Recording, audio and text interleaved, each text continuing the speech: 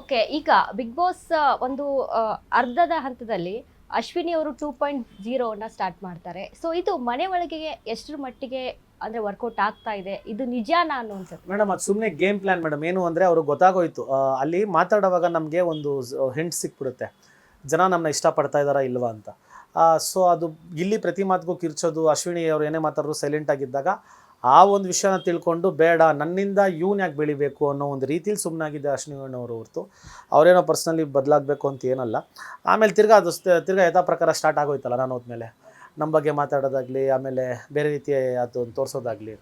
So ಆ ವಿಷಯಕ್ಕೆ ನನಗೆ ಅವ್ರಿಗೂ ವಾದ ವಿವಾದ ಆಗ್ತಾಯಿತ್ತು. ಆಮೇಲೆ ಒಂದು ವಿಷಯನ ಮಾತಾಡಿದ್ರೆ ಒಂದು ವಿಷಯನ ಒಂದು ರೀತಿ ಮಾತಾಡಿದೆ ಹಲವಾರು ರೀತಿ ತಿರ್ಗಿಸೋವಂಥ ಒಂದು ಟ್ಯಾಲೆಂಟ್ ಇರೋವಂಥ ವ್ಯಕ್ತಿ. ಸೊ ಆ ವಿಷಯಕ್ಕೆ ನನಗೆ ಅವ್ರಿಗೂ ಜಗಳ ಆಗಿದೆ ಹೊರತು ಪರ್ಸ್ನಲಿ ನನಗೆ ಅವ್ರಿಗೆ ಗೊತ್ತೂ ಇಲ್ಲ. ಅವ್ರು ನನಗೆ ರೀಸೆಂಟಾಗಿ ಗೊತ್ತಾಗಿದ್ದು, ಅವ್ರ ಅಮ್ಮ ಬಂದು ಮನೆಯವ್ರಿಗೆಲ್ಲ ಏನೋ ಸಾರಿ ಅಂತ ಕೇಳಿದ್ರಂತೆ. ಆ ತಾಯಿಗೆ ನನ್ನಿಂದ ಏನಾದರೂ ಬೇಜಾರಾಗಿದ್ದರೆ ಐ ಆಮ್ ಸಾರಿ ಅಂತ ಕೇಳ್ಕೊತೀನಿ. ಎಸ್. ಈಗ ನಾವು ನೋಡೋದು ಒಂದು ಅಂದರೆ ಈಗ ಮನೆಯಿಂದ ಒಳಗಡೆ ಹೋದ್ಮೇಲೆ, ಮನೆಯಲ್ಲಿ ಒಳಗಡೆ ಹೋದ್ಮೇಲೆ ಸೊ ಗಿಲ್ಲಿ ಬಗ್ಗೆ ನೀವು ಹೇಳ್ತೀರಾ ಅಂದರೆ ಸ್ಟಾರ್ಟಿಂಗಲ್ಲಿ ಗಿಲ್ಲಿ ಆಡಿಸ್ದಂಗೆ ಎಲ್ಲರೂ ಆಡ್ತಾ ಇದ್ದಾರೆ, ಯಾರು ಕೂಡ ಕ್ವಶನ್ ಮಾಡ್ತಾ ಇಲ್ಲ ಅಂತ. ಬಟ್ ಆ ನಂತರ ಗಿಲ್ಲಿ ಜೊತೆ ನೀವೇ ತುಂಬ ಕ್ಲೋಸ್ ಆಗ್ತೀರಾ. ಸೊ ಇದು ಹೇಗೆ ಅಂದರೆ ಮನೆಯವ್ರ ಮುಂಚೆ ಇದ್ದಿದ್ದೇ ಸರಿ ಇತ್ತಾ ಅಥವಾ ನೀವು ಹೋದ್ಮೇಲೆ ನೀವು ಮಾಡಿರೋದು ಸರಿ? ಮೇಡಮ್ ಗಿಲ್ಲಿ ನನ್ನ ಎಲ್ಲೂ ಆಡಿಸಿಲ್ಲ ನನಗೆ ಗೊತ್ತಿರೋ ಪ್ರಕಾರ. ನಾನು ಅದೇ ಚೆನ್ನಾಗಿದ್ದೆ, ವೈಬ್ ಆಯಿತು.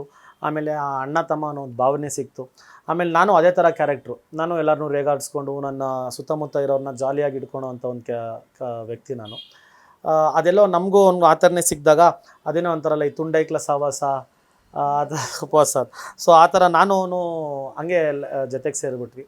ಅದೊಂಥರ ಎಲ್ಲೋ ತುಂಬ ಖುಷಿ ಕೊಟ್ಟಂಥ ಒಂದು ಸಿಚುವೇಶನ್ಸು. ನಾನು ಗಿಲ್ಲಿ ಜೊತೆಗಿದ್ದು ಫಸ್ಟ್ ವಾರ ಹೌದು ಜಗಳ ಆಗುತ್ತೆ.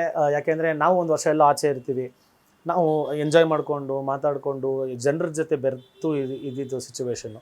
ಸಡನ್ನಾಗಿ ಮನೆ ಒಳಗೆ ಹೋಗಬೇಕು ಅಂತ ಹೇಳ್ತಾರೆ. ನಾವು ಎಲ್ಲ ಕೆಲಸನ ಬದಿಗಿಟ್ಟು ಮನೆಗೆ ಹೋದಾಗ ನಮಗೂ ಆ ಮನೆ ಹೊಂದ್ಕೊಳೋಕ್ಕೆ ಅಡ್ಜಸ್ಟ್ ಆಗಿ ಟೈಮ್ ಬೇಕು. ಹಳೆ ಮನೆ ಆಗಿರೋ ಹೊಂದ್ಕೊಂಡ್ಬಿಡ್ತಿತ್ತು ಬೇಗ.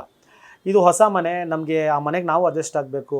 ಹಂಗೆ ಸಡನ್ನಾಗಿ ಒಳಗೆ ಹೋದ ತಕ್ಷಣ ಕಿಟಿ ಅಂದ್ಬಿಟ್ಟು ಗಿಲ್ಲಿ ನಮಗೆ ಅದು ತಲೆ ಕೆಟ್ಟೋಯ್ತು. ಸುಮ್ಮನೆ ಇರೋ ಸ್ವಲ್ಪ ಹೊತ್ತು ನಾನು ಕರ್ದೆಲ್ಲ ಕೂತ್ಕೊಂಡು ಮಾತಾಡಿಸ್ಬಿಟ್ಟೆ ಅವನ್ನ.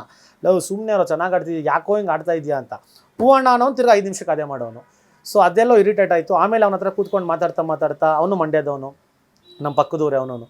ಸೊ ಹಂಗಿದ್ದಾಗ ಅದೊಂದು ವೈಬು ಮ್ಯಾಚ್ ಆಗ್ತಾ ಹೋಯಿತು. ಆಮೇಲೆ ನಾನು ಅವ್ನು ನಡ್ಕೊತ ಇದ್ದ ರೀತಿ, ಅವ್ನು ಜೋಕ್ ಹೇಳಿದ್ರೆ ನನಗೆ ಬೇಗ ನಾಟೋದು, ನಾನು ಜೋಕ್ ಹೇಳಿದ್ರೆ ಅವ್ನಿಗೆ ಬೇಗ ನಾಟೋದು, ಅರ್ಥ ಆಗೋದು. ಸೊ ಆ ಒಂದು ಈ ವಿಷಯಕ್ಕೆ ಜೊತೆಗಿದ್ವಿ ಹೊರತು ಎಲ್ಲೋ ಆಡಿಸ್ದ ಇಲ್ಲ ಅವ್ನು ಆಡ್ದಂಗೆ ನಾನು ಕೇಳಿದೆ ಅದೆಲ್ಲ ಎಲ್ಲೂ ಇಲ್ಲ ಮೇಡಮ್.